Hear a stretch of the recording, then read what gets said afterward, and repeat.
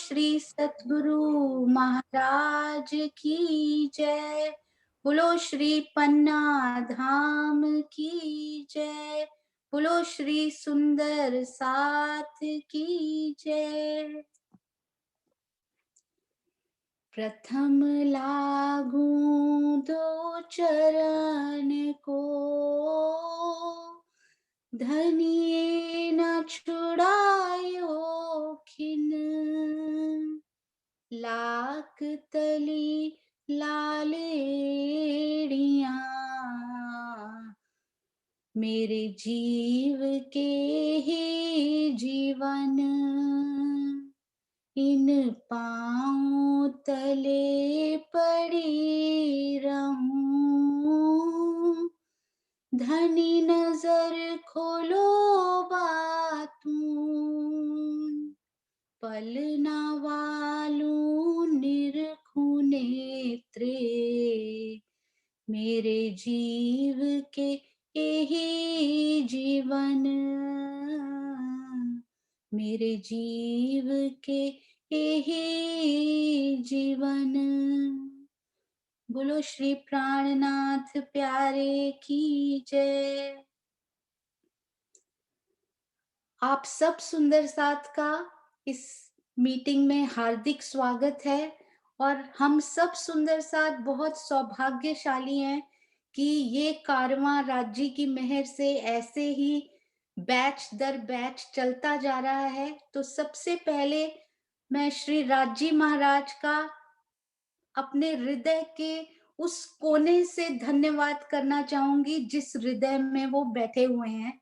और उसके बाद हमारे श्री सतगुरु महाराज, जिनके आशीर्वाद से हर बार ये चर्चनी का कार्यक्रम सुंदर सुंदर और सुंदर होता जा रहा है। और मैं उन चर्चनी के अपने उन गुरुओं को धन्यवाद देना बिल्कुल नहीं भूल सकती, जिनके कारण से राज्य ने, जिनके अंदर बैठकर हम सब सुंदर साथ को ये चर्चनी के नग, ये मोती, ये खजाना हमारे अंदर डाला। सबसे पहले उन परम हंसों के चरणों में प्रणाम है। जवाहर दास महाराज जी, जुगल दास महाराज जी, गोपाल मणि जी, बाबा दयाराम साहेब जी और महाराज जी श्री राम रतन दास जी के चरणों में कोटान कोट प्रणाम है कि उन्होंने हमें इन चर्चनी और चितवनी के रसों में भीगना और पहले उनको सीखना, फिर उनको उसमें भीगना सिखाया। और उसके बाद मीनू दीदी और किरण दीदी और वो सब सुंदर साथ जिन्होंने आज तक चर्चनी के एक एक शब्द को सुंदर साथ के अंदर उतारने के लिए इतनी मेहनत की, उन सब सुंदर साथ के चरणों में कोटान कोट प्रणाम। उनके आत्म हृदय में बैठे हुए उस धनी के चरणों में कोटान कोट प्रणाम। उनका ऋण यदि हम उतारना चाहते हैं अपनी इसी जिंदगी में, तो केवल हमें एक ही काम करना है कि जो उन्होंने हमें दिया, हम आगे भी वो सब सुंदर साथ को देने का प्रयास करें। और सुंदर साथ जी, मैं 100% श्योर हूं कि बहुत सारी गलतियां होंगी, पहला प्रयास है ये। और मीनू दीदी, आपका विशेष धन्यवाद कि आपने इस चर्चनी के गवार और अनपढ़ पर इतना विश्वास किया कि तुम ये कर सकती हो। हालांकि मैंने खुद अभी तक 25 पक्ष सीखे नहीं है सुंदर साथ जी, तो आपके साथ साथ जैसे जैसे आप सीखते जाओगे वैसे वैसे मैं भी आपके साथ साथ सीखती जाऊंगी। तो आप उन गलतियों को क्षमा करके आशीर्वाद दीजिएगा और उन भूलों को सुधार कर मुझे भी सुधारने की कृपा कीजिएगा। और आज से ये तन नहीं बल्कि धाम धनी के हाथ में ये माइक है, धाम धनी के हाथ में ये मीटिंग है। वो खुद ही चला सकते हैं, ये तो श्योर है, क्योंकि आप सबको पता है कि मैंने आज तक क्वेश्चंस के आंसर्स भी अच्छे से नहीं दिए, तो ये बैच तो कहाँ से चला नहीं सकते। क्योंकि सबसे पहले दिल में ये आया, क्यों मेहर मुझ पर भई एथी दिल में शक, मैं जानी मौज महबूब की वो देत आप माफक। सबसे पहले यही आया कि ये तो इस लायक था ही नहीं, जिसको खुद नहीं आता वो कहाँ से सुंदर साथ को ये सुख भी दे सकता है। पर नहीं, ये मेरे धनी की मौज है, ये उनकी मेहर है, वो किसी भी गूंगे से भी बुलवा सकते हैं।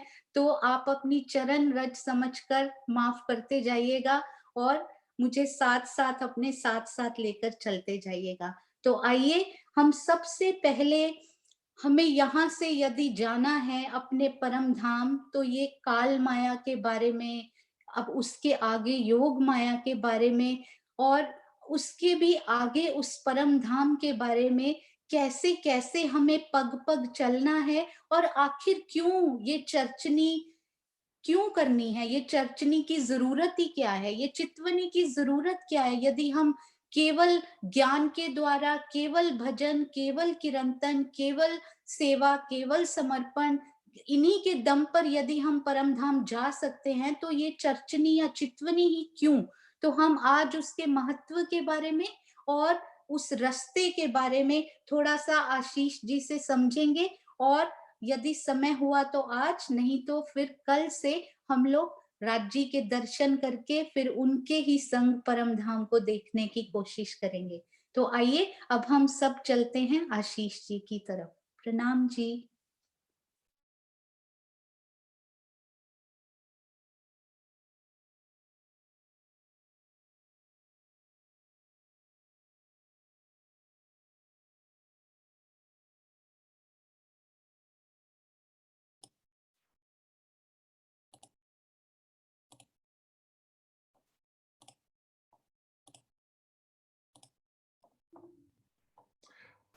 प्रेम प्रणाम जी सुंदर साथ जी। आप सबके चरणों में कोटि कोटि प्रेम प्रणाम। परमहंसों की जो लिखी हुई साहित्य हैं उनमें से दो शब्द लेके मैंने कुछ लिखने का प्रयास किया है। तो हो सकता है बहुत सारी गलतियां हों, बहुत सारी भूलें हों और आप उनको नजरअंदाज करके उसमें से जो ज्ञान निहित है उसको लेने की कृपा करेंगे, ऐसी आप सबके चरणों में प्रार्थना। प्रेम प्रणाम जी। तो आज की मीटिंग का एजेंडा मैं आपको सबसे पहले बता दूं कि हम करने क्या वाले हैं। आज हम चितवनी के बारे में थोड़ा सा जानना चाहेंगे कि चितवनी क्या है, चितवनी क्यों करते हैं, चितवनी के फायदे क्या हैं और चितवनी कैसे करनी है। चितवनी से रिलेटेड कुछ इंपॉर्टेंट टिप्स हम शेयर करेंगे, प्रैक्टिकल टिप्स, कुछ क्वेश्चन आंसर्स और सृष्टि का प्रारंभ कैसे होता है इसके विषय में हम विज्ञान और आध्यात्म दोनों तरीकों को लेकर चलेंगे। क्षर पुरुष, हद का ब्रह्मांड, अक्षर पुरुष, योग माया का ब्रह्मांड, बेहद का ब्रह्मांड और अक्षरातीत परम धाम, इन तीनों पुरुषों का हम मोटे तौर पे आज समझने का प्रयास करेंगे कि क्या लीलाएं होती हैं और कहाँ पे ये हैं और कैसे इनको साक्षात्कार किया जा सकता है। और उसके बाद प्रश्नोत्तरी होगी तो हम कोई प्रश्न भी ले लेंगे। तो शुरू करते हैं। 300 वर्ष 400 वर्ष पहले परम धाम में इश्क रबद की लीला, इश्क रबद, रबद न कह के प्रेम संवाद कहें तो बेटर है, जिसके बाद हमने ब्रिज की लीला और रास की लीला का जो खेल मांगा वो हमने ब्रिज में 11 साल 52 दिन, और उसके बाद उस खेल को हमने देखने के बाद रास में फिर वो रात का खेल देखा और दोनों अखंड हो गए। उसके बाद खेल देखने की इच्छा बाकी थी। हम पुनः इस जागनी के ब्रह्मांड में, हमारी परात्म अभी भी वहीं पे ही है, परम धाम में मूल मिलावे में बैठी है और अपनी नजर या सुरता के द्वारा श्री राज्य के दिल रूपी पर्दे पर इस खेल को, काल माया के ब्रह्मांड के, इस जागनी के ब्रह्मांड के इस खेल को देख रही है। तो ब्रिज से रास में जाते समय जब हमने मोह सागर को पार किया था तो उसके संबंध में तारतम वाणी में हमें कुछ समझने को मिलता है कि किस प्रकार का एफर्ट या कोशिश हमने की। उसको इस तरीके से बताया गया है कि यो सो फेर कयो गौपद बच, यो भवसागर होए गयो तुच्छ, एता भी ना दृष्ट आया पर लिखने को नाम धराया। यानी कि एक गाय के बछड़े के पैर के समान जो गड्ढा होता है उसको पार करने में जितना समय लगे, ये भी कहने के लिए लिखना पड़ गया, वरना इतनी भी जरूरत नहीं थी लिखने की। क्यों ऐसे हुआ? क्योंकि या में प्रेम लक्षण एक पार ब्रह्म सो, ए एक गोपियों ए रस पाया, तब भव सागर भया गोपद वच, विहंगम पैंडा बताया। तो सुंदर साथ जी, गोपियों ने जो प्रेम का मार्ग अपनाया ब्रिज में और रास में, जिसकी वजह से उन्होंने सरलता से इस भव सागर को पार करके योग माया में रास का खेल और लीला देखी। जिस भव सागर को, जिस निराकार को, जिस मोह सागर को, जिस महाशून्य को कोई पार नहीं कर पाता, कोई मनीषी, कोई तपस्वी, कोई ऋषि वर्षों की साधना करके भी निराकार तक, उसके आगे बेहद मंडल में जा ही नहीं पाते, उस भव सागर को गोपियों ने अनन्य प्रेम के बल पर ऐसे पार कर दिया जैसे वो कुछ था ही नहीं। हमें भी बोला जाता है चितवनी में कि ब्रिज और रास की लीलाओं को देखते हुए योग माया से हम आगे की ओर बढ़ेंगे और फिर परम धाम में प्रवेश करेंगे और वहां पे अपनी आत्मिक दृष्टि के द्वारा हम जाएंगे। तो मेरा ऐसा विचार है कि इसमें हमें दो चीजें करनी है इससे रिलेटेड, जो जिसके लिए हमें इसमें शिक्षा दी गई है। ब्रिज में संसार में रहते हुए हम इसमें रमते नहीं थे, प्रियतम अक्षरातीत के प्रेम में सदैव रहते थे, भव सागर से निर्लेप होकर रहते थे। वैसी ही रहनी अब हमें इस काल माया के ब्रह्मांड में करके दिखानी है, जैसी हमने ब्रिज में की। और रास को पार करना यानी हमने अपने हृदय में अपने धाम धनी के लिए अनन्य प्रेम भर लेना है, जिसमें उनके अतिरिक्त किसी और के लिए एक रंच मात्र भी कोई स्थान शेष ना हो हमारे हृदय में, हृदय मंदिर में, हृदय धाम में। तो आगे चलते हैं, फिर इस जागनी ब्रह्मांड में हम वापस हैं, तो यहां से हमें पुनः वापस जाने के लिए परम धाम की तरफ ध्यान करना पड़ेगा। तो अब यहाँ पे हमारे पास दो ऑप्शंस आते हैं। हमारे पास एक ऑप्शन है कि परम धाम कितनी दूर है, तो शर ब्रह्मांड में जिसमें हम रहते हैं ये हद का ब्रह्मांड है, लेकिन क्या इसको हद का ब्रह्मांड को भी हम समझ पाए अच्छी तरह से? तो सुंदर साथ जी, सपोज करिए कि हमारे पास इस शर संसार को पार करना हो, हम एक ऐसे रॉकेट में बैठे जो स्पीड ऑफ लाइट यानी प्रकाश के वेग से चलता हो, 3 लाख किलोमीटर एक सेकंड में चले। तो जितना ये यूनिवर्स, ये मैं आगे बताऊंगा आपको, जितना ये सृष्टि अभी 4% 5% वैज्ञानिकों की साइंस की दृष्टि में आई है, इस अकेली सृष्टि को पार करने में ही 6 खरब प्रकाश वर्ष लग जाएंगे और हम फिर भी इस पूरे काल माया के इस ब्रह्मांड को पार नहीं पा पाएंगे। तो इससे संबंधित मेरे को एक चीज समझ में आती है कि दो सिमिलैरिटीज हैं जो हमें, जो पिछले में और इसमें है। वहां पर से जब हमने खेल देखना शुरू किया तो हम वहीं बैठे हैं, हमने फिजिकली कहीं मूवमेंट नहीं किया, कहीं हम ट्रांसपोर्ट नहीं हुए, हम वहीं बैठे हैं राज्य के दिल रूपी पर्दे पर, हम इस काल माया के ब्रह्मांड को देख रहे हैं। यहां से भी हमें कोई ऐसा रॉकेट नहीं मिलने वाला जो फिजिकली हमें खेल से परम धाम ले जाएगा। यहाँ पे भी हमें आत्म दृष्टि से, यही घर में बैठे बैठे, अपने स्थान पे बैठे बैठे आत्मिक दृष्टि से परम धाम को साक्षात्कार करना है। दूसरी सिमिलैरिटी मुझे ये समझ में आती है कि वहां पे हमने खेल देखने के लिए परम धाम से नजर हटाई और इस तिलस्म के खेल की तरफ देखने लग गए। और इसी तरीके से यहाँ पर भी जब हमारी आत्म जागृत होगी, और वो कब होगी? जब हम जीव का जो दिल रूपी पर्दा है उस पे जो हम ये माया के खेल को देख रहे हैं, इससे नजर हटाएं और परम धाम और युगल स्वरूप जो हमारी आत्मा की सहरक से नजदीक, उनकी ओर देखने लगे। तो ये दोनों चीजें मुझे सिमिलर लगती हैं।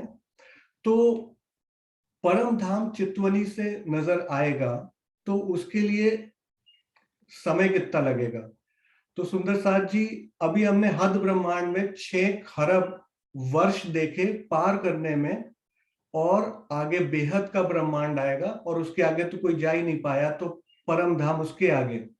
लेकिन तारतम वाणी में क्या लिखा है? पंथ होवे कोट कलप, प्रेम पहुंचावे मिने पलक। तो अगर किसी ने पुराने जन्मों में खूब तपस्या की हो और ऐसी स्थिति प्राप्त कर ली हो जिसको कि चितवनी का मार्ग, निजानंद का योग का भी नहीं पता, अभी उसे तारतम वाणी का भी नहीं पता, लेकिन उसे संसार की सारी ध्यान पद्धतियों के बारे में पता है, संप्रज्ञात समाधि की स्थिति प्राप्त कर ली है, उच्च कोटि का वो साधक है, तो उस व्यक्ति को कैवल्य, सिर्फ कैवल्य की प्राप्ति करने में 6 महीने लग सकते हैं, अगर परिस्थितियां उचित हो। और अगर परिस्थितियां उचित नहीं है तो उसको 6 या 12 साल लग सकते हैं, सिर्फ आदि नारायण यानी कैवल्य की प्राप्ति तक करने के लिए। लेकिन तारतम ज्ञान के प्रकाश में युगल स्वरूप का साक्षात्कार बहुत ही इजी है। हमारे संपूर्ण वासनाओं के संस्कार जब तक नष्ट नहीं होंगे तब तक कैवल्य की प्राप्ति नहीं हो सकती। और गीता ने तो स्पष्ट कह दिया है कि ऐसा करने में 1-2 नहीं, कई जन्म तक बीत जाएंगे, आपको पता भी नहीं चलेगा। लेकिन तारतम वाणी में वर्णित और प्रैक्टिकली दर्शित परा प्रेम लक्षणा भक्ति मार्ग द्वारा जब हम विरह प्रेम का रस लेकर उसमें अपने हृदय का जो वासना का बीज है वो रह भी रहा हो, लेकिन जो प्रेम हमारा एकनिष्ठ हो जाता है युगल स्वरूप के प्रति, वो हमें सरलता पूर्वक परमात्मा का साक्षात्कार करा सकता है। और इसकी जो टोटल ड्यूरेशन है वो अगर हमें एक ब्रह्मनिष्ठ सतगुरु का सद निर्देशन मिले और हमारे अंदर माधुर्यता की भावना हो, कोमल हृदय हो और विरह और प्रेम की गहनता हो, तो 6 माह से 3 वर्ष तक का समय लग सकता है। मध्यम स्तर का जो साधक है वो 2 से 8 वर्ष और तृतीय स्तर का जो साधक है वो 8 से 12 वर्ष तक इस समय को लगा सकता है। बीतक अभी समाप्त हुई है, हम सब ने प्रसंग सुना। 3 दिनों के अंदर भैरव ठक्कर की आत्मा परम धाम में अपनी परात्म को देख लेती है और इस संसार को गौपद वच की तरह छोड़ सकती है। तो वो एग्जाम्पल हमारे सामने आज भी है, हम हर साल उस एग्जाम्पल को देखते हैं।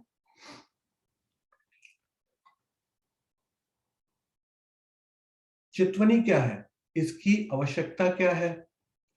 तो आत्मिक दृष्टि से परम धाम, युगल स्वरूप और अपनी परात्म को देखना, यही चितवनी है, यही ध्यान है। चितवनी के बिना आत्म जागृति संभव ही नहीं है। ज्ञान, प्रेम, सेवा और विनम्रता, संतोष, शुक्र, गरीबी, सबर, ये सब का महत्व तो बहुत है, लेकिन जागनी इस ब्रह्मांड में चितवनी को आधार लिए बिना आत्म जागृति किसी की हुई हो, ये संभव ही नहीं है, इसकी कल्पना नहीं की जा सकती। और भी मार्ग हैं, जैसे कि सेवा है, शारीरिक, मानसिक, धन और गायन, ऐसे मार्ग सहायक बन जाएंगे। लेकिन अगर हम बोले कि अकेले हम सेवा करके ही प्रियतम अक्षरातीत का साक्षात्कार कर लें, तो वो संभव नहीं है। चितवनी का कोई भी विकल्प नहीं है। अक्षरातीत को पाने के लिए संसार में जितनी भी ध्यान पद्धतियां हैं वो नहीं पहुंचती और निराकार से परे नहीं जा सकती। तारतम ज्ञान का प्रकाश मिलने के बाद निजानंद योग, चितवनी मार्ग ही परमधाम हमें ले जा सकता है। तो आध्यात्म में हमें ध्यान करने से क्या फायदा है? देखिए, सारे संसार के जो जीव हैं वो क्या करते हैं? भोजन, निद्रा, प्रजनन के अलावा कुछ अगर हम ध्यान की तरफ नहीं जा रहे तो हमारे मानव जीवन एक पशु तुल्य है। और हमें ये भी चीज समझनी चाहिए कि सबसे बड़ा संसार का सुख हमें मिल सकता है, लेकिन उसकी तृष्णा है, उसको हम समाप्त कर दें, उसका जो सुख मिलेगा वो सुख एक्चुअल सुख के मिलने के 16वें हिस्से के बराबर भी नहीं है। और चितवनी जो है वो आध्यात्म रूपी वृक्ष का वो सुगंधित फल है जिसमें अखंड मुक्ति रूपी फल हमें प्राप्त होता है।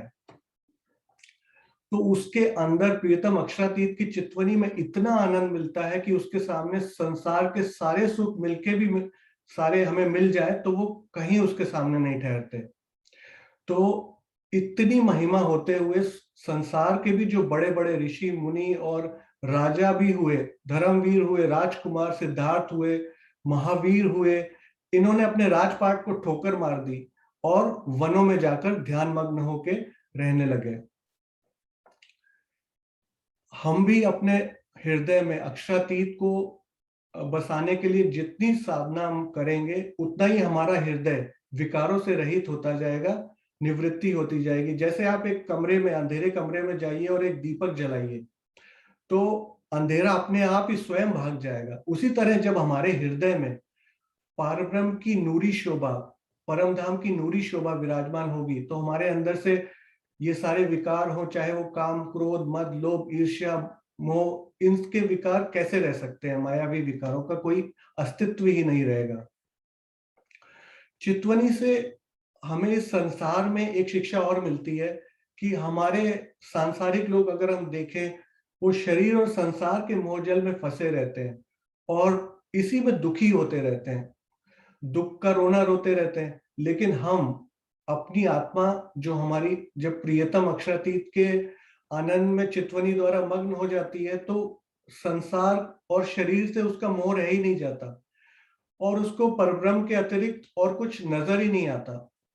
उसको इस संसार में दृष्टा होकर ऐसे खेल को देखने लगती है कि उसे यहाँ पे कोई अभाव भी हो, चाहे रोग हो, चाहे वृद्धावस्था हो, उसे वो नजर ही नहीं आते। ये सारे कष्ट उसके लिए सहनीय हो जाते हैं, उसे पता ही नहीं चलता, विचलित होती ही नहीं है। वो बहुत सहजता से सारे कष्टों को सहन कर लेती है जैसे कि कुछ हुआ ही नहीं था। तो चितवनी में हमें बोला जाता है कि सतगुरु का ध्यान करके फिर हमें आगे बेहद और हद और बेहद से सुरता को पार ले जाना है। जबकि हमें डायरेक्टली परम धाम की चर्चा नहीं कराई जाएगी तो हम सीधे परम धाम क्यों नहीं चले जाते? तारतम ज्ञान में जो हमें आधार दिया जाता है उसके आधार पर हमें पृथ्वी लोक से लेके परम धाम तक एक मानचित्र सा तैयार कर दिया जाता है कि उसकी अनुभूति हमें कैसे हो सकती है। उस ज्ञान को पहले हमने अपने हृदय में लेना है और फिर श्रद्धा, समर्पण, विरह और प्रेम देकर चितवनी में डूबेंगे तो साक्षात्कार अवश्य होगा। तो ऐसा क्यों है कि हमें शर और बेहद को भी क्रॉस करना जरूरी है? तो जो तन हमारी आत्मा लेके बैठी है और इस खेल को देख रही है, उस तन में तो सारे एक स्टेजेस आते हैं। उसमें बुढ़ापा भी आता है, युवावस्था भी आती है, कुरूपता आती है, सुंदरता आती है, काम क्रोध के विकार हैं और ये सब गंध से भरा हुआ है। मल मूत्र अस्थि रक्त इन सब से भरा हुआ शरीर है। हमको जब तक ये शरीर की स्थिति का पता रहेगा तब तक ध्यान के लिए आप कल्पना भी नहीं कर सकते कि संसार से दृष्टि हटे और हम परम धाम की तरफ दृष्टि करें। तो हमारी जो आत्मा है परम धाम से परात्म की सुरता के रूप में है। तो इसलिए ये तो धारणा बनानी ही पड़ेगी कि हद बेहद को हमें छोड़कर ही परम धाम, वहां पे विराजमान युगल स्वरूप का साक्षात्कार करना है। जैसे युगल स्वरूप के दर्शन के लिए उनके स्वरूप का हम धारणा लेते हैं, उसी प्रकार संसार से दृष्टि बाहर ले जाने के लिए वैसा ही भाव हमें लेना होगा, चाहे वो थोड़े समय के लिए ही क्यों ना हो। और प्रियतम अक्षरातीत जो है वो निर्विकार, परात्म का तन भी निर्विकार, त्रिगुणातीत और सौंदर्य की राशि है। तो उनका जब हम धारणा लेंगे तो हमारा संसार से संबंध अपने आप हट जाएगा और हमारी आत्मिक दृष्टि परम धाम की ओर प्रस्थान करने लगेगी। तो प्रारंभिक अभ्यासी जो है, बिगिनर्स हैं, उनको हद बेहद को उल्लंघना और सतगुरु के ध्यान का आधार लेना पड़ेगा। अध्यात्म की चरम सीमा यानी मार्फत अवस्था तक जो पहुंच गया है उसको इसकी कोई जरूरत नहीं है। उनकी दृष्टि तो हमेशा परम धाम में ही विचरण करती रहती है और उनके लिए इस चीज की कोई जरूरत नहीं है। हम इसीलिए चितवनी जब स्टार्ट करते हैं बिगनर्स, तो हम क्या उनको निर्देश देते हैं कि वो एक कपड़ा बिछाएं और उसमें आधे पर स्वयं बैठें और आधे पर सतगुरु को जो स्वरूप है, जोश स्वरूप, उसके लिए छोड़ दें, ताकि वो हमें आगे लेके हर बेहद से पार ले जाए। और हमारा ये जो शरीर है, ये तृष्णाओं के जाल में फंसा हुआ है।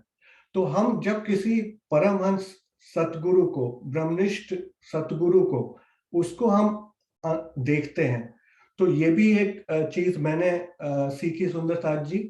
इसको आप हो सकता है किसी ने अपने एक्सपीरियंस में भी ली हो। जब हम धीरे धीरे चितवनी का अभ्यास करेंगे तो हमें पहला साक्षात्कार उन परमहंसों का होगा जिन्होंने खुद परम धाम का साक्षात्कार किया है, युगल स्वरूप का साक्षात्कार किया है।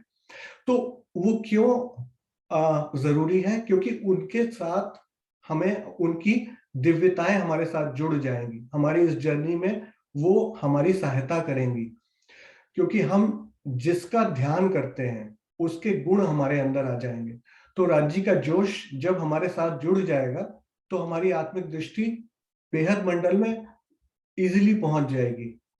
और इसीलिए सतगुरु का स्वरूप एक आधार लेना पड़ेगा। हम उस ब्राह्मी भाव में खो जाएंगे जो सतगुरु में कूट कूट कर भरे होते हैं, क्योंकि उन्होंने अपने हृदय में स्वयं पारब्रह्म को बसाया होता है। तो इसीलिए हमें ये सब करना जरूरी है। इसको अगर हमें हो गया, ऐसा उनका दर्शन हो गया और हमें जोश प्राप्त हो गया, तो ये समझ लीजिए कि परब्रह्म के साक्षात्कार का मार्ग अब स्वच्छ हो गया, लाइन इज क्लियर। सतगुरु भी सोच समझ के कि उन्होंने पहले खुद साक्षात्कार किया हो और उनके हृदय में खुद धामधनी की शोभा बसती हो, तभी उसका फायदा होगा।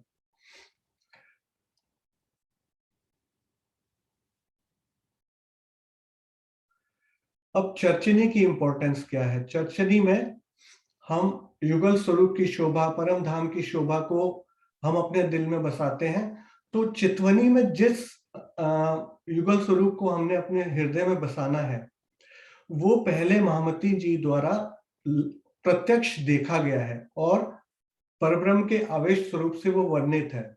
इसीलिए जो परम धाम की शोभा हो, चाहे युगल स्वरूप की शोभा हो, उसके द्वारा ही आधार लेकर हम उसकी चितवनी प्रारंभ करते हैं। और इसका एक और रीजन है कि ज्ञान जो है वो प्रेम का प्राण है और प्रेम जो है वो ज्ञान का प्राण है। तो एक दूसरे के पूरक हैं ज्ञान और प्रेम। अक्षरातीत को जब हम अपने हृदय में बसा लेंगे, वो अवस्था हमारी आ जाएगी, तो ज्ञान की जो जमुना जी है, जो सरिता है, वो हमारे अंदर अपने आप प्रवाहित होने लगेगी। तो उस समय ये कुछ कहने की जरूरत नहीं रहेगी, क्योंकि जो भी हमने प्राप्त करना था वो हमने प्राप्त कर लिया होगा। तो हर मार्ग में कुछ ना कुछ बाधाएं अवश्य आएंगी। चितवनी कोई डिफरेंट नहीं है, और इनफैक्ट इसमें तो बाधाएं भी बहुत छोटी छोटी हैं और सूक्ष्म हैं। सबसे बड़ी बाधा अहंकार। हमारे अंदर कुछ भी उपलब्धि का अहंकार आ गया तो हमने जो इतना बड़ा आध्यात्म का, श्रद्धा का, समर्पण का जो महल विरह प्रेम का खड़ा किया था, उसको ढहने में एक सेकंड भी नहीं लगेगा। तो इसलिए अहंकार से स्वयं को बचाना चाहिए। अनावश्यक प्रतिष्ठा और अहंकार, ये दोनों एक विष है, एक विष बेल की तरह है, तो इनसे हमें दूर रहना है। लौकिक सुखों की निरर्थक कामना, ये हमें, हमारे प्रेम को कलंकित कर देगी। आलस्य और प्रमाद, हमें ये नहीं सोचना कि चितवनी में हमें आज 1 घंटा दिया है तो कल हम और कम देंगे। हमें अपने आलस्य को कंट्रोल करना है, एक निरंतरता बनानी है।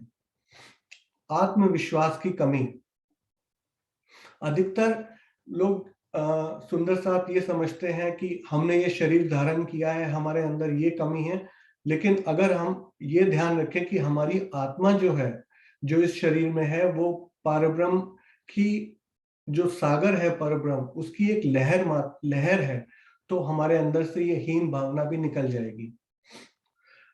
अंत में अक्षरातीत को पहली प्राथमिकता देना, यानी कि हमारी जो निष्ठा है वो सर्वप्रथम अक्षरातीत श्री राज जी पे हो। अगर हम उनसे ज्यादा किसी को भी चाहते हैं तो हम इस हर्डल को पार नहीं कर पाएंगे।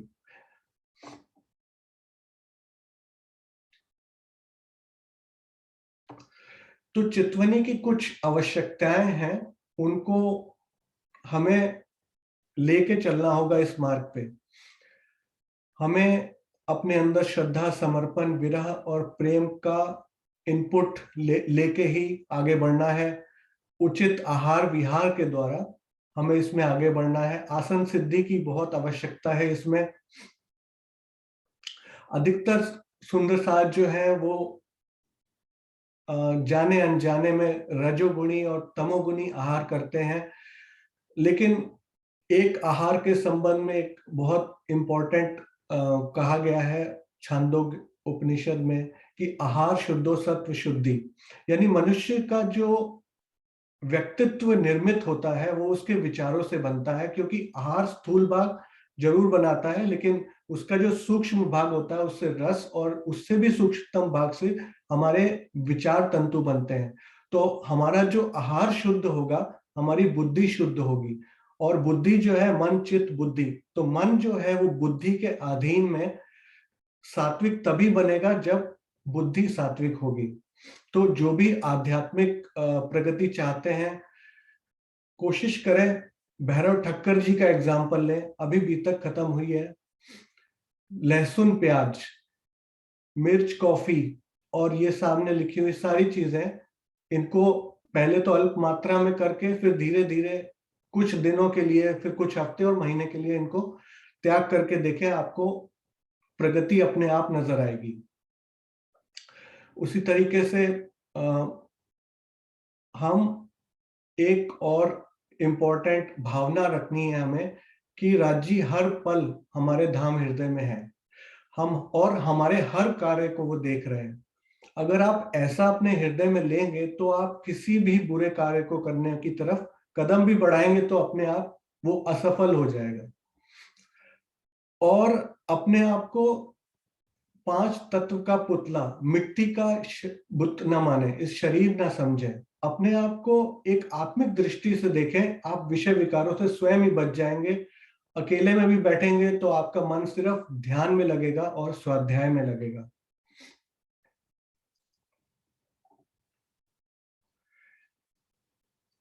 जब कुछ पढ़ रहा था इसके विषय में तो मुझे एक अच्छा टिप समझ में आया और मैंने सोचा ये आपसे शेयर करना चाहिए। हमें कहा जाता है कि जो हमारे चित्त के संस्कार हैं वो हमारे सामने उभरते हैं और हम उस हिसाब से कर्म करते हैं। तो चित्त के जो संस्कार हैं, वो संस्कार रूपी पेड़ जो है, उसमें से ये जो बीज है वो हम कर्म रूप में करते हैं। पर हम ये नहीं सोचते कि ये जो कर्म रूपी बीज है, इसके अंदर उस संस्कार रूपी वृक्ष को खड़ा करने की वही समर्थ है। तो हम जो भी कर्म करते हैं उस कर्म में बीज रूप में एक संस्कार का पेड़ हम बना रहे हैं। तो हम धर्म के प्रति कोई कर्म कर रहे हैं या अधर्म के प्रति कर्म कर रहे हैं, उसी के संस्कार को हम बल दे रहे हैं।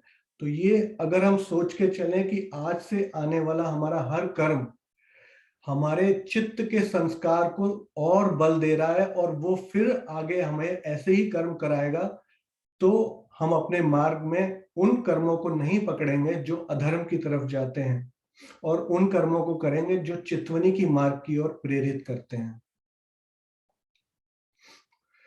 तो अब हम बढ़ते हैं आगे।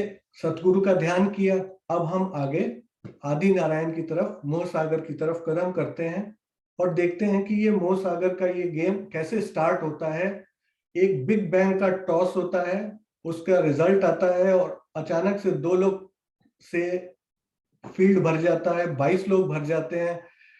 1 सेकंड का टॉस होता है और 5 दिन तक क्रिकेट का गेम चलता है। Who is the captain? Captain कौन है इस टीम का जो पूरे ऑर्डर्स देगा और आगे अपनी टीम लेके आएगा? पहले किसको बैटिंग पे भेजेगा, फिर वो आगे किसको वाइस कैप्टन को ऑर्डर देगा? इस हिसाब से ये गेम आगे बढ़ेगा, तो इसकी तरफ हम कदम बढ़ाते हैं।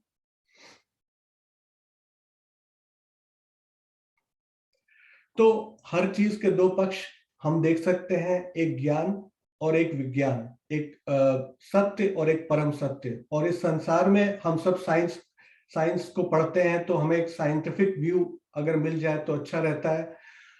तो बिग बैंग एक साइंस का बहुत बड़ा थ्योरी है। उसने बताया कि आज से 13.7 खरब अरब साल पहले ये संसार रचा गया जिसमें हम आज हैं पृथ्वी में। जब स्टार्ट हुआ 0 सेकेंड्स और 1 सेकेंड के एक के बाद 43 जीरो लगाए जाए, यानी 1 सेकेंड के इतना छोटा भाग किए जाए, वहां से लेके आज तक की पूरी हिस्ट्री साइंस को पता है, millions of years, billions of years.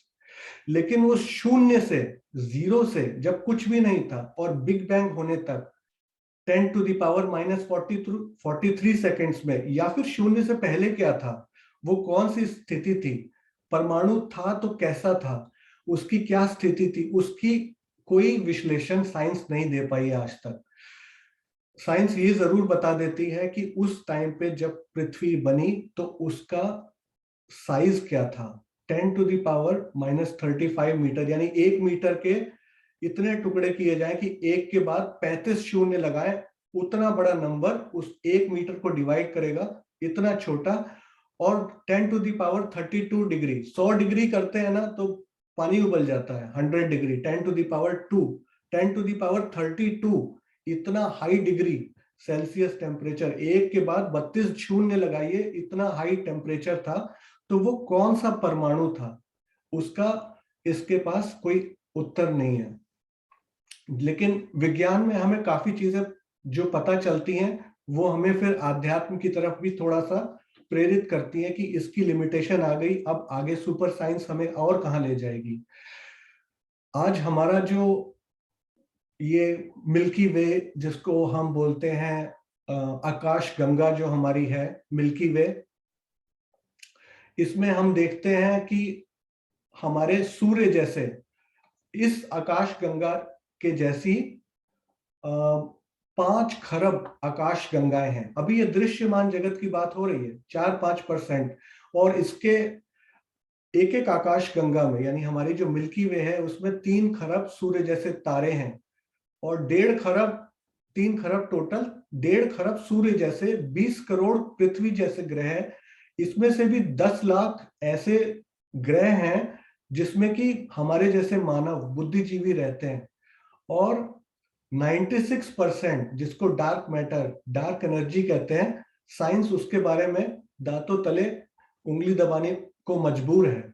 और ये अभी एक यूनिवर्स की बात की है, एक सृष्टि, सृष्टि हिंदी में कहते हैं, इंग्लिश में यूनिवर्स, एक यूनिवर्स। और साइंस बोलता है इस तरीके से multiple universe, the concept of multiverse. तो अभी उसके बारे में तो कोई आइडिया ही नहीं है, उसका ज्ञान केवल ब्रह्म को है। तो साइंटिस्ट आज की डेट में मानने को तैयार हैं कि भगवान नाम की कोई एंटिटी एग्जिस्ट करती है। बड़े बड़े साइंटिस्ट भी इस बात को मान के लिख चुके हैं, एक्सेप्ट कर चुके हैं। तो इस संबंध में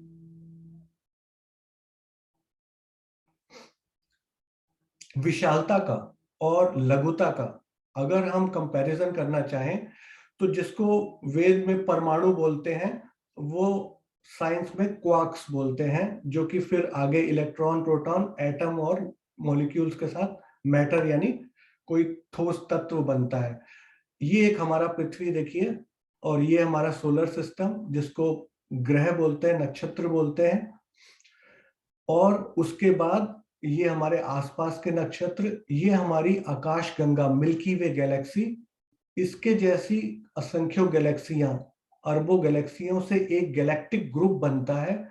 एक गैलेक्टिक ग्रुप अगर मिल जाए और ऐसे कई मिल जाए तो एक सुपर क्लस्टर बनता है।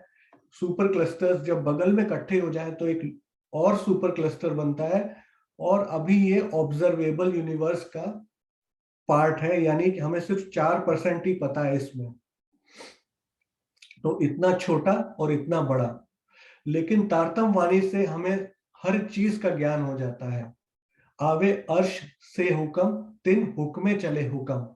हमें एक एक बात वेद के द्वारा जो लिखी गई है उसका प्रूफ वेद में जो दिया गया है उसका वो कंफर्मेशन भी मिलता है, और तारतम वाणी में उसका मूल कारण जो कोई भी ग्रंथ में आज तक नहीं था वो सारा पता लगता है। अथर्ववेद में यहां तक लिखा है कि ब्रह्म की जो अविनाशी शक्ति है यानी प्रकृति है, उससे इस कारण प्रकृति का प्रकट होना होता है, उत्पन्न होती है, जिसको हम त्रिगुणात्मक माया बोलते हैं। तो आवे अर्श से हुक्म, तिन हुक्म चले हुक्म का मतलब क्या है कि ब्रह्म जो है उसके अंदर जो सृष्टि को चलाने की इच्छा है, जो शक्ति है, उसको हम मूल प्रकृति कहते हैं। इसको तारतम वाणी में भी कहा गया है कि जाकी इच्छा मूल प्रकृति, उसका यही आशय है। और इस जगत से परे, इस दृश्यमान जगत से परे जो बेहद मंडल है उसको हम योग माया का ब्रह्मांड कहते हैं। अभी हम आगे वो भी देखेंगे वो किस प्रकार से 4 पार्ट्स में चतुष्पाद विभूति में वर्णित है, और उसके 4 पार्ट किए जाते हैं। अब वो क्यों किए जाते हैं? क्या बेहद के ब्रह्मांड में भी ऐसा है कि मन, चित्त, बुद्धि, अहंकार, सूक्ष्मता से स्थूलता, या फिर एक टॉप लेवल एक बॉटम लेवल, या फिर ये मानवीय बुद्धि को ग्राह्य करने के लिए एक तरीके की लेयर्स बना दी जाती हैं कि किस प्रकार वो हुक्म फ्लो होके फाइनली एक क्षर ब्रह्मांड के जो उससे पैदा होने वाला मोह सागर है उसमें कन्वर्ट होता है। तो उस लीला को समझने के लिए, सिंप्लीफाई करने के लिए 4 पार्ट दिए जाते हैं। अव्याकृत ब्रह्म मन का स्वरूप, सबलिक ब्रह्म चित्त स्वरूप, केवल ब्रह्म बुद्धि स्वरूप, और सत स्वरूप ब्रह्म अहंकार स्वरूप करके बताया जाता है।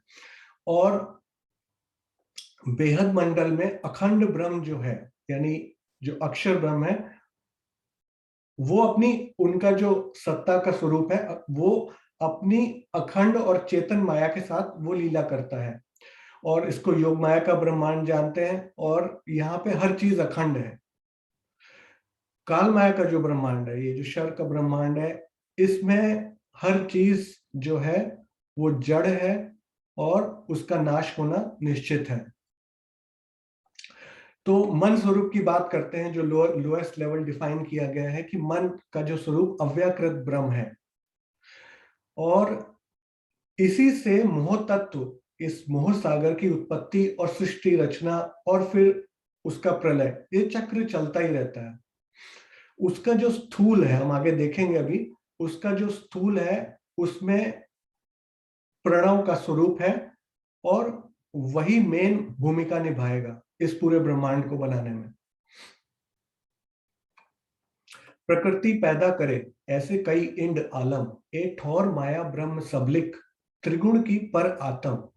तो इसका अर्थ यह है कि अव्याकृत का जो महाकारण है, यानी कि जो सबलिक का स्थूल है, उसमें सुमंगला पुरुष, वो भी मैं आगे दिखाऊंगा, उसका वास है। जो ये अनंत लोकों वाली जो सृष्टि है, इसकी उत्पत्ति और लय का प्रमुख कारण ये सुमंगला पुरुष जो है, सुमंगला शक्ति, ये चैतन्य माया के नाम से है। तो ये चैतन्य माया, ब्रह्म की माया, ये आगे पैदा करेगी कारण प्रकृति। उसका जो संकल्प होता है कि मैंने जो इच्छा होती है आगे बनाने की, तो उससे मोह सागर उत्पन्न होता है। और इस जो मोह सागर उत्पन्न होता है, इसी में मोह सागर अर्थात नींद यानी अज्ञानता। तो उसके अंदर जो पुरुष है उसका भी मन प्रतिबिंबित होकर स्वयं को आदि नारायण के रूप में पाता है, और एको अहम बहुश्याम, यानी मैं एक हूं और अनेक हो जाऊंगा, ये खेल आगे बढ़ता है।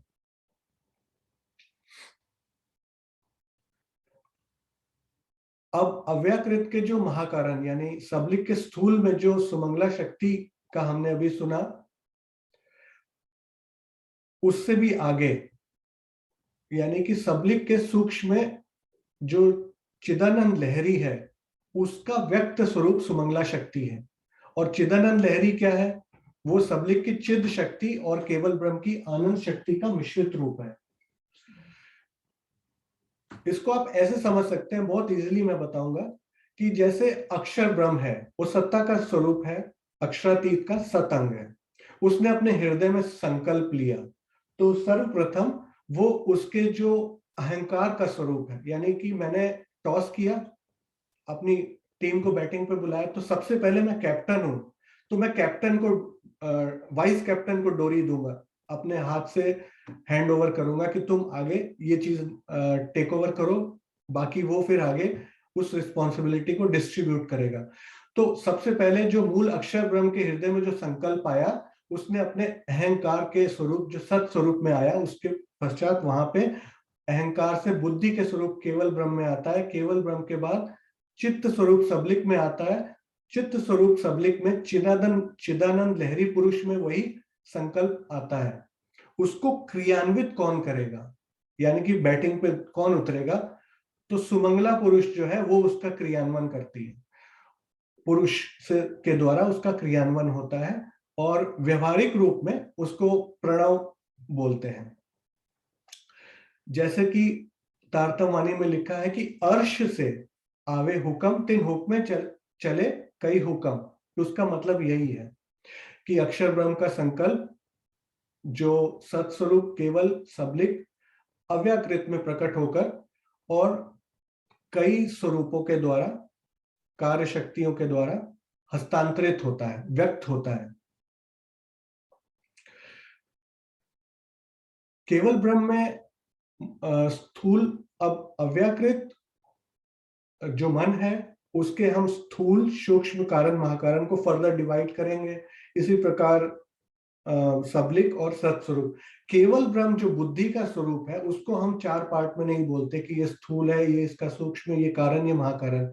वो इसलिए कि उसमें सिर्फ 10 रसों की लीला, आनंदमय लीला होती है। जो रास की लीला, वो भी आगे हम देखेंगे, अखंड रास की लीला आज भी चल रही है, जिसको कि हमें ध्यान में करते हुए आगे बढ़ना है। वो भी उसी प्लेस पे, उसी रेल में, उसी एरिया में खेली गई थी, जिसको हम केवल ब्रह्म का स्थान बोलते हैं। महाप्रलय को नहीं भूलना चाहिए, क्योंकि ये जो सृष्टि आई है, तो इसका पूरे का पूरा सृष्टि वापस उस डॉट परमाणु पे पहुंच जाएगी। उसको क्या होगा उस समय? आदि नारायण का क्या होगा, जिसने ये खेल आगे एक्सपैंड कर दिया है, और 4% यूनिवर्स, 96 100% और अननोन मल्टीवर्स का कॉन्सेप्ट है, और बढ़ता जा रहा है। एक परमाणु से आज इतना बढ़ गया है कि हम उसको पार नहीं जा सकते एक रॉकेट से। वो खत्म कब होगा? तो महाप्रलय में ये सारा शून्य में वापस समा जाएगा, और जो इसका मूल स्थान है, अभी जैसा हमने डिस्कस किया, सुमंगला पुरुष जो इसका मूल कारण है, ये सब उसी में लीन हो जाएगा।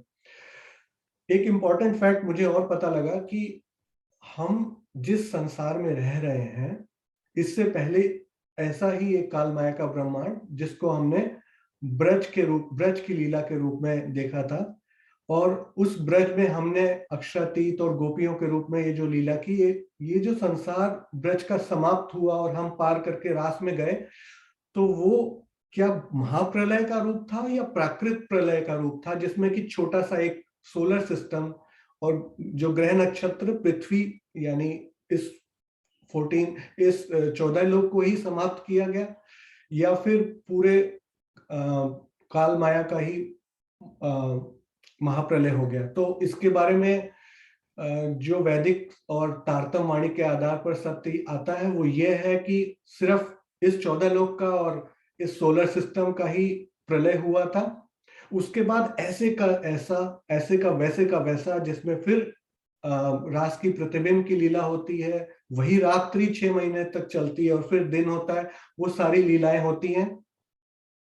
लेकिन जो इसके अंदर विष्णु था, उसको अभी हम आगे देखेंगे, वो सबलिक में आज भी सबलिक के कारण में आज भी वो विष्णु ब्रिज की लीला में है, अखंड है।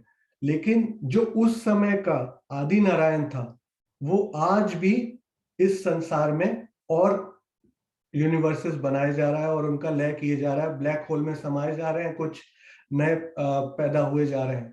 तो वो महाप्रलय तो हुआ नहीं, तो वो आदि नारायण अभी गया नहीं है, वो वही वाला है जो ब्रिज के समय था। जीव, अब हम आगे देखते हैं किस प्रकार जीव का आना होता है। तो इनफाइनाइट कितना है, पूरा वर्ल्ड तो हमने देख लिया कितना इनफाइनाइट है, लेकिन एक डॉट से पैदा होता है। इसी प्रकार से बेहद, बेहद मतलब ऑलरेडी उसका नाम ही यही है, इनफाइनाइट। और फिर परम धाम, ब्रह्म सृष्टियां जहां 12,000 सिर्फ नाम के लिए कही जाती हैं। तो सुंदर साथ जी, हर एक चीज अपने आप में इनफाइनाइट है। शर ब्रह्मांड भी जीव सृष्टि के लिए इनफाइनाइट है। बेहद का ब्रह्मांड वो ईश्वरी सृष्टि के लिए इनफाइनाइट है।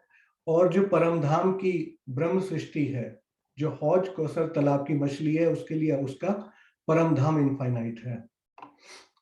तो ये यहाँ पे बताया गया किस प्रकार ये अव्याकृत मन का स्वरूप ये सुमंगला पुरुष के द्वारा ये मोह सागर की रचना, और फिर उसके बाद ये सबलिक से इधर एक पुरुष का मोह सागर में इसका प्रकट होना, और उससे फिर ये सृष्टि बनती है। शॉर्ट में आपको बताऊंगा, ये महाकारण प्रकृति यानी मोह सागर, उसमें से कारण प्रकृति बनी और फिर उससे महत्व तत्व बनता है, सत रज और तम का। उस महत्व तत्व से अहंकार बनता है। अहंकार 3 प्रकार का, एक सत्व अहंकार, एक रजस अहंकार और एक तमस अहंकार। अहंकार के बाद उस अहंकार से उस महत्व तत्व से अहंकार के साथ साथ ज्ञानेंद्रिय, 5 ज्ञानेंद्रियां, 5 कर्मेंद्रिय, और ये सारे पंच तत्व, पंचभूत जो हैं, और 5 सेंसेस और तन मात्राएं, ये हमारी इंद्रियां आगे होती हैं। तो ऊपर से देखें तो स्थूलता बढ़ती जा रही है। कैसे? हमने देखा एक परमाणु, एक बिग बैंग थ्योरी होती है और वो बढ़ते बढ़ते इतने बड़े कॉस्मोस में बन जाती है, यूनिवर्स, मल्टीवर्स का रूप ले लेती है। और सूक्ष्मता की तरफ देखें तो सब छोटा छोटा होता जाता है और वापस उस बिंदु में समा जाता है। तो हमारा जो जीव है, इसका भी एक शरीर है, एक स्थूल शरीर है, एक सूक्ष्म शरीर है और एक कारण शरीर है। तो कारण शरीर यानी हमारा जो दिल, जो अंतस्करण, जो फील करता है, जो जड़ है, इसमें जब सबलिक के द्वारा जीव का आगे प्रादुर्भाव होता है, अटैच हो जाते हैं दोनों, तो जीव जो चैतन्य शुद्ध है वो फील करता है कि मैं दुखी हूं, जबकि अपने शुद्ध चैतन्य स्वरूप में जीव भी दृष्टा है। और फिर उसके आगे आत्मा, आत्मा फिर जीव के भाव को ले लेती है कि जीव दुखी तो मैं दुखी और सुखी, तो वो आगे दृष्टा, और फिर उसके आगे परात्म का भाव हमें लेना है।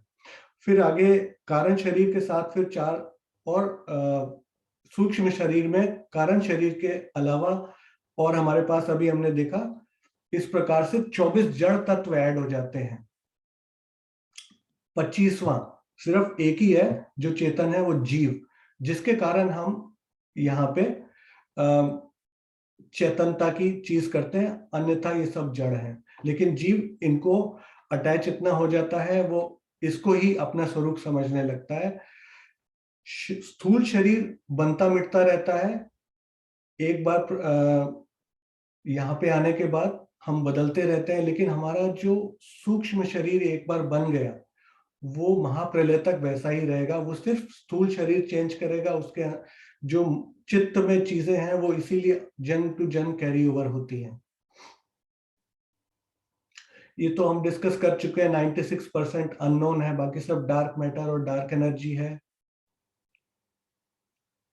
अब ये अक्षर ब्रह्म की बेहद भूमि जो हमने ऑलरेडी देख लिया, सुमंगला पुरुष, चिदानंद लहरी, अखंड ब्रिज की लीला जो आज अखंड है, अखंड रास की लीला आज भी हो रही है, सबलिक ब्रह्म के अंदर कारण और महाकारण में, फिर केवल ब्रह्म जहां कुछ अखंड नहीं है, वो बुद्धि है, सिर्फ वहां पे लीला होती है, रसों का आनंद का रस, 10 प्रकार के रसों का भी डिस्कस करेंगे।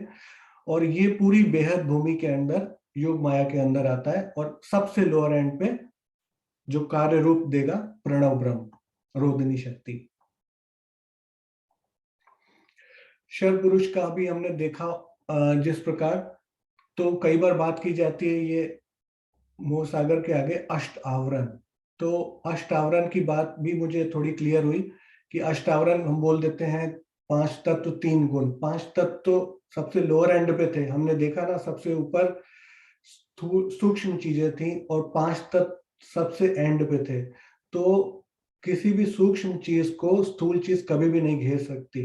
तो 5 तत्व जैसे कि पृथ्वी जो है वो कभी भी ऊपर नहीं रह सकती इस पूरे कॉस्मोस के, इस यूनिवर्स के।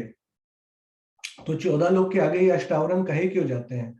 तो ये केवल आकाश, वायु, मन, बुद्धि और अहंकार, जो सूक्ष्म चीजें हैं, इनका आवरण हो सकता है। ये पृथ्वी, जल और अग्नि का एनवलप, आवरण अष्टावरण में नहीं माना जाएगा। इसी प्रकार 7 शून्य की बात की जाती है और संसार को 7 शून्य के सेम ही मान लिया जाता है, सिमिलर। लेकिन ये भी एक तरीके से उपाधि जन्य कल्पना है कि शून्य, अहंकार को ही 5 शून्यों को, अहंकार को लेकर ही 5 शून्यों की कल्पना की जाती है और फिर महत्त्व और अहंकार के अलावा 7 शून्य बन जाते हैं। तो ये 7 शून्य की इस प्रकार बात होती है। आगे हमने अव्याकृत ब्रह्म का, सुमंगला शक्ति का देखा अभी। ये अक्षर ब्रह्म का जो मन का स्वरूप है, जिसके अंदर से ये सुमंगला पुरुष के द्वारा कार्य होता है। यहाँ पे ही वेद का स्थान है।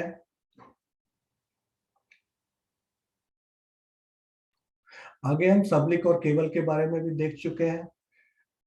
ये जो सबलिक है ये अक्षर का चित्त का स्वरूप है और उनका जो स्वरूप है उसका प्रतिनिधित्व करता है, इसलिए इसको सबलिक ब्रह्म कहते हैं।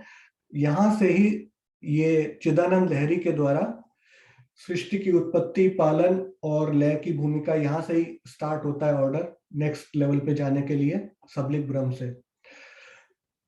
इसके कारण में ये देखिए, ब्रिज की लीला, महाकारण में रास की लीला आज भी अखंड है सबलिक ब्रह्म के अंदर। केवल ब्रह्म के बारे में हमने सुना था कि वो केवल रस रूप है, जैसे कि तैत्तिरीय उपनिषद में भी लिखा है रसो वै सा, इसको करके वर्णित किया गया है इस तीसरे पाद को, केवल ब्रह्म को। क्योंकि यहाँ पे सिर्फ 10 रसों की, हास्य रस, करुणा रस आदि, शांति रस, भक्ति रस, प्रेम और आनंद की लीला होती रहती है। और इनकी जो आह्लादनी शक्ति है, यहाँ पे जो केवल ब्रह्म है, उनकी जो आह्लादनी शक्ति है, इनको हम लोग आनंद योग माया के नाम से जानते हैं। तो यही वो आनंद योग माया है। जब हम ब्रिज का जो खेल खेल रहे थे शर ब्रह्मांड में, यहाँ पे करने के लिए जो योग माया में भूमिका तैयार की गई, वो इसी के द्वारा तैयार की गई, आनंद योग माया के द्वारा महाराज की जो भूमिका तैयार हुई, लीला। और परम धाम जो इसके भी आगे परम धाम है, उसका भी करोड़वां अंश जो है प्रेम का, आनंद का, वो यहाँ पे प्रतिबिंबित होता है केवल में। उसका करोड़वां अंश आगे सबलिक, उसका करोड़वां अव्याकृत, उसका करोड़वां आदि नारायण और उसका करोड़वां वो आगे सारे जीवों में विष्णु त्रिगुण जो है, ब्रह्मा विष्णु महेश, जो हर एक के लिए वो बनाते हैं, हर ग्रुप के लिए, एक यूनिवर्स के लिए, उनके अंदर, और फिर उनके द्वारा अन्य जीवों के अंदर जो उनकी चेतना के प्रतिबिंबित प्रतिभास है, स्वरूप है। तो हम इससे अंदाजा लगा सकते हैं कि परम धाम में जब हम चितुनी लगाएंगे तो वहां कितना प्रेम होगा और वहां कितना आनंद होगा। लेकिन संसार के जो मनीषी जन है, विद्वान है, ऋषि हैं, उनके लिए ये जो केवल ब्रह्म है यही अक्षरातीत है, यही पूर्ण ब्रह्म है। और ये जो सबलिक ब्रह्म है, ये सबलिक ब्रह्म ही उनके लिए अक्षर ब्रह्म है। ये अक्षर और ये अक्षरातीत, क्योंकि उससे आगे का ठिकाना उनको पता नहीं है। तारतम वाणी के अभाव में उनको इससे आगे का मार्ग नहीं मिल सकता। अंत में सत्स्वरूप ब्रह्म जो अहंकार का स्वरूप है अक्षर ब्रह्म के, और जहां से सृष्टि रचना और प्रलय का संकल्प होता है परम धाम से, और फिर वो सत स्वरूप में नेक्स्ट ट्रिकल डाउन होता है और उसके आगे स्टार्ट होता है। और यहाँ सत्य की प्रधानता है, जैसे सबलिक में चित्त की प्रधानता है, केवल में आनंद की प्रधानता है, वहां सत्स्वरूप में सत्स्वरूप में सत, चित्त और आनंद तीनों की प्रधानता है। तीनों यहाँ पे क्रीड़ा करते हैं, और इनकी जो अलादी शक्ति है उसको हम मूल माया के नाम से जानते हैं। तो हमने देख लिया सुंदर साथ जी, ये पूरा योग माया का ब्रह्मांड सत्स्वरूप से लेकर अव्याकृत तक, चारों अंतःकरण देख लिया हमने, मन, चित्त, बुद्धि, अहंकार, पूरी उसकी लीला किस प्रकार प्रतिपादित होती है। काल माया के ब्रह्मांड में जहां द्वैत की लीला है, प्रकृति और जीव की, कारण प्रकृति और जीव की, वहीं पे योग माया में जो हमने अभी देखा वो अद्वैत की लीला है, ब्रह्म की लीला है। यानी वहां कोई दूसरा नहीं है, अक्षर ब्रह्म का ही स्वरूप है। जरूर समझाने के लिए हमें लेवल्स और फिर कारण महाकारण बताए जा रहे हैं, ताकि हमारी बुद्धि को ग्रहण करने में ये सब सरल हो। और इसके बाद सबसे इंपॉर्टेंट जो हमें चितवनी में आगे मेन बढ़ना है, वो हमारा अनादि परम धाम, जिसके 25 पक्ष, धाम, तालाब, कुंज, वन जो है, जो हम आगे सुनेंगे, और 8 सागर, 8 सागरों में से हम सर्व सागर से परम धाम आगे बढ़ेंगे अक्षरातीत की कृपा से। उनकी मेहर की तले हम इन परम धाम के 25 पक्षों को आगे समझेंगे, अंदर उनके कैसी लीला होती है, कैसी शोभा होती है, उसको हम जानने का प्रयास करेंगे। चितवनी में युगल स्वरूप की शोभा में डूबने का प्रयास करेंगे, अपने धाम हृदय में उनको अखंड करने का प्रयास करेंगे। ये परम धाम जो है स्वलीला अद्वैत, यानी एक ही है, वहां पे कण कण में सच्चिदानंद परब्रह्म की खुद की लीला है, और अनादि है, अनंत है, और सच्चिदानंदमय है, यानी सत, चित और आनंद। उनके हृदय में, अक्षरातीत के हृदय में जो प्रेम है, जो सौंदर्य है, एकत्व है, जो एक दिली है, जो आनंद है, उसका जो अनंत सागर है, वही परम धाम में 25 पक्षों के रूप में सर्वत्र हमें दृष्टिगोचर होगा। अक्षर और अक्षरातीत वैसे तो कहने को एक ही स्वरूप है, लेकिन उनके अंदर लीला मात्र का भेद है। तो जहां पे अक्षर ब्रह्म सत्य की लीला करते हैं और प्रेम और आनंद की लीला अक्षरातीत के द्वारा होती है, और अक्षरातीत की जिस प्रकार सागर अपनी लहरों से, और अक्षरातीत भी उस प्रकार अपनी अंग रूपा ब्रह्मात्माओं से आनंद और प्रेम की लीला करते हैं। और वेदों ने इसके संबंध में परब्रह्म को योग माया से ही कहकर मौन धारण कर लिया है। यहाँ तक कि कते पक्ष में भी मेराज का वर्णन तो है, लेकिन उनको भी अभी इसकी वास्तविकता का पूर्णतया बोध नहीं है। लेकिन प्राणनाथ जी की जो तारतम वाणी है, अलौकिक तारतम वाणी के द्वारा ही हम परम धाम की शोभा, लीला और आनंद को ग्रहण कर सकते हैं। कोई विरला सौभाग्यशाली ही होगा जिसके अंदर ब्रह्मात्मा होगी, या फिर जीव सृष्टि भी हो, वो इस मार्ग का अनुसरण करे। और ऐसे सुंदर साथ के चरणों में प्रेम प्रणाम जी। मेरा आज का ये प्रेजेंटेशन छोटा सा, इसमें थोड़ी त्रुटियां रह गई, थोड़ी कमियां रह गई, पर जो एक दो शब्द मैंने परमहंसों की बुक से लिए, वो मैंने कोशिश की कि कुछ बोल पाऊं। निजानंद योग और ब्रह्मांड रहस्य में से सारा मटेरियल आपके सामने प्रस्तुत किया गया है।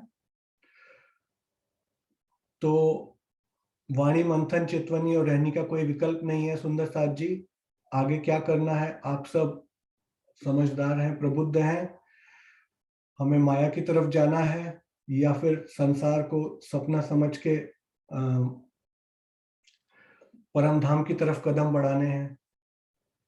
अपने अंदर से अवगुण काटने हैं, जो हमारे अंदर कमियां हैं, विकार हैं, उनको हटाना है, क्योंकि कुछ भी इम्पॉसिबल नहीं है। राज्य की मेहर तले इम्पॉसिबल भी पॉसिबल हो जाएगा।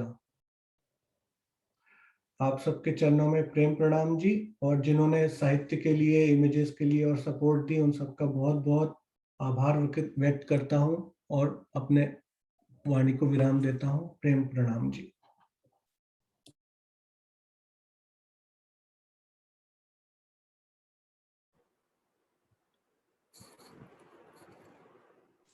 प्रणाम जी, आशीष। प्रणाम जी। प्रणाम जी सुंदर साथ जी। आशीष बोल रहे थे कि मैं 15 मिनट से ज्यादा बोल नहीं पाऊंगा, पर धामधनी का बल देखिए। जब आप उनकी तरफ कदम बढ़ाते हैं तो धामधनी जब अंदर से निकलवाते हैं तो वो 15 मिनट कैसे 50 और 55 हो जाते हैं, आपको पता भी नहीं लगता। हमें गर्व है आशीष कि आपने इतने अच्छे से थोड़े दिनों में ही ये बहुत जटिल विषय को सुंदर साथ के सामने रखने का प्रयास किया, जिसकी हिम्मत हम लोग कर नहीं पा रहे थे। और मैं उन सुंदर साथ का नाम जरूर लेना चाहूंगी। आज बहुत सारे हमारे प्यारे प्यारे नगीने सुंदर साथ इस जूम पे जुड़ नहीं पाए, पर वो सब सुंदर साथ आशीर्वाद भेज रहे हैं। जिग्ना जी का बहुत बहुत धन्यवाद। उन्होंने मीनू दीदी के डायरेक्शन में फटाफट यूट्यूब ऑनलाइन किया, और वहां से मैं उन कुछ सुंदर साथ के 2 मिनट में नाम जरूर लेना चाहूंगी जिन्होंने आशीर्वाद भेजे हैं। आरती अरोड़ा जी, शारदा खन्ना, जयंती लाल पटेल, सुमन ग्रोवर, सुनीता भगत, चंद्रिका बेन पटेल, बाला सेतिया, कल्पना वढेर, रिचा रस्तोगी, प्रणामी, कमला पटेल, राजरानी, विमल, सुषमा, प्रियंका सचदेवा, सरोज भसीन, सुनैना अरोरा, चित्रांशी सलूजा, वीना ढींगरा, सुनीता भगत, वीना ढींगरा, अनीता अरोरा, ट्रेवलर्स इन, श्रुति रसवंत, सरोज रानी, अनिला नायानी, भरत नायानी, दीप्ति पटेल, राजरानी जी, कमलेश पटेल और मधु गिरीश पटेल, सिमी गोयल, शीतल पटेल, और यूएस, ऑस्ट्रेलिया और भारत से बहुत सारे सुंदर साथ आज हमारे साथ जुड़े। और सुबह सुबह उठकर आप सब सुंदर साथ इतना प्रयास करके जो ब्रह्म मुनि सुबह सुबह उठकर आप इस रहनी की तरफ बढ़ रहे हैं, उसका बहुत बहुत धन्यवाद आपके आशीर्वाद के लिए। और हमारे सतगुरु हादी ने कहा था कि वाणी चर्चा, चितवन और रहनी का कोई विकल्प नहीं है। यदि भजन का विकल्प ना होता तो वो जरूर उसमें लिख देते। यदि नृत्य का विकल्प ना होता तो वो जरूर उसको भी इसमें शामिल कर लेते। ये अलग अलग चीजें छोटी छोटी मिलकर, ये सारी मिलकर धामधनी की ओर हमें प्रेर। भजन की इम्पोर्टेंस कम नहीं है, उसका महत्व कम नहीं है। और नृत्य का भी मैं कहूंगी कि इम्पोर्टेंस उसका उतना ही है, पर चितवनी का कोई विकल्प नहीं है। चाहे आप वाणी चर्चा लीजिए, बीतक साहब लीजिए, वो सब साथ में रोल प्ले करते हैं, पर चितवन का कोई विकल्प नहीं है, ये हमें समझना पड़ेगा। और चितवन के लिए वो एक खांचा तैयार करने के लिए हमें चर्चनी समझनी पड़ती है, वरना चितवन किसका करें, कहाँ जाएं, कैसे जाएं, हमें डायरेक्शंस कार में भी लगानी पड़ती हैं कि हमें पहुंचना कहाँ है। तो बस उसके लिए थोड़ी थोड़ी चितवन चर्चनी हम करेंगे, और वो सुंदर साथ जो इसमें महारत जिनको हासिल हो चुकी है अभी तक, हमारे, बस मैं 2 मिनट लूंगी सुंदर साथ जी, मुझे पता है समय हो चुका है। तो हमारे यहाँ एक स्पेशलिटी जो बहुत बहुत फेवरेट है सुंदर साथ की, गुरु कंचन, गुरु पारस, गुरु चंदन परमान। तो कुछ भी आपको बना देंगे गुरु, पर दीपक के समान, अपने समान नहीं बनाएंगे। मीनू दीदी कहा करते थे, मुझे आज भी एक बात उनकी मन में बसी हुई है, तुम सब बोलोगे, तुम सब बोलोगे। और वो बार बार ये बात रिपीट करती थी। तब पहला बैच था, मुझे लगता था कि पता नहीं क्या क्यों बोलते, हम कैसे बोलेंगे। तो तुम सतगुरु दीपक भय कियो जो आप समान, जो सतगुरु महाराज ने उनके अंदर दिया, उन्होंने वो हम सब के अंदर दिया। तो दीप से दीप बराबर जलते रहे। बस उन दीपकों में मुझे एक फर्क जरूर अभी भी दिखाई देता है कि सतगुरु के दीपक का पैमाना जो है वो प्रेम के घृत से भरा रहता है, और हमारे प्रेम का घृत बड़ी जल्दी जल्दी कम होने लग जाता है। तो वो प्रेम का घी हम भरे, रोज भरे, सुबह उठकर चितवनी जो पहले होती है उसमें बैठें, और फिर चर्चनी सीखकर चितवन करें। और वो इतना भरें कि साथ वाले भी दीपक में भी यदि थोड़ा सा कम दिखाई दें तो उसमें भी रोज उड़ेलते रहें और अपना भी भरते रहें। यही सब सुंदर साथ से प्रार्थना। प्रेम के बिना चर्चनी करने का कोई भी फायदा नहीं है। यदि हम, आप ये मुझे जरूर बताइएगा, आप ये सुंदर साथ जरूर एक बार सोचिएगा कि आपके जो घर का द्वार है, क्या आपने कभी ऐसे करके उसको मेजर किया है कि वो कितने हाथ का लंबा है? तो आपने उसको, आपके दिल में वो इतना बस चुका है वो द्वार, कि आपको वो गिनती करने की ज़रूरत ही नहीं पड़ेगी। तो आप एक बार उसको ज़रूर, क्योंकि यदि आप दूर बैठे हैं, तो उस द्वार के बारे में आपको कोई बताएगा तो उसको बताना पड़ेगा कितना लंबा-चौड़ा है। तो एक बार बता के उसको मन में बसाने का प्रयत्न करेंगे और फिर वहाँ खड़े होने का प्रयत्न करेंगे। 2D नक्शे बन गए, 3D नक्शे बन गए, अब हमें 4D और 5D की तरफ बढ़ना है। 4D का क्या मतलब होता है? 4D का मतलब होता है वहाँ खुद खड़े होकर चारों तरफ और ऊपर-नीचे दसों दिशाओं में हमने देखना है। 5D का क्या मतलब होता है? 5D का मतलब ये होता है कि जो वहाँ सुगंधी है वो भी हमें आनी चाहिए। जो वहाँ पर हवा चल रही है सर-सर करके, उसकी आवाज़ भी हमें आनी चाहिए। जो वहाँ दिख रहा है फूल का कलर, वो भी हमें नज़र आना चाहिए। ये होता है 5D। तो 3D तक की मेहनत सबने कर दी, अब 4D और 5D में ले जाने की मेहनत सतगुरु की मेहर से हम सबको मिलकर करनी है। जैसे कि हमें चलाते हैं, हम सबको मिलकर हाथ पकड़ कर आगे चलना है। और सुंदर साथ जी, सिर्फ एक रिमाइंडर, कल से हम सब सुंदर साथ एक-एक कॉपी, एक-एक पेन, और जिन-जिन के पास ये चरचनी के नए नक्शे पहुँच चुके हैं, वो साथ में वो बुक लेकर बैठेंगे। और यदि उनके पास बाय चांस नहीं है, वो मँगवाने का प्लान कर रहे हैं, तो वो अभी से मँगवा लेंगे। या उनके पास यदि उन्होंने नहीं मँगवाए और अभी मँगवाने का नहीं प्लान है, तो वो अपने पुरानी कोई भी बुक या कुछ आपके पास हो, तो वो ज़रूर लेकर बैठेंगे। समय आपका बहुत लिया, उसके लिए क्षमा कीजिएगा, और आप सबके चरणों में कोटान-कोट प्रणाम जी। मीनू दीदी, किरण दीदी, आपको रोज़ आशीर्वाद का रिमाइंडर लगाकर आप सब सुंदर साथ को हमें भेजना है, ताकि एक-एक पल आपके आशीर्वाद और आपके प्रेम से हम पग-पग आगे धरते जाएँ। प्रेम प्रणाम जी। बोलो श्री प्राणनाथ प्यारे की जय। बोलो श्री सतगुरु महाराज की जय। बोलो श्री पन्ना धाम की जय। बोलो श्री सुंदर साथ की जय। जो हमें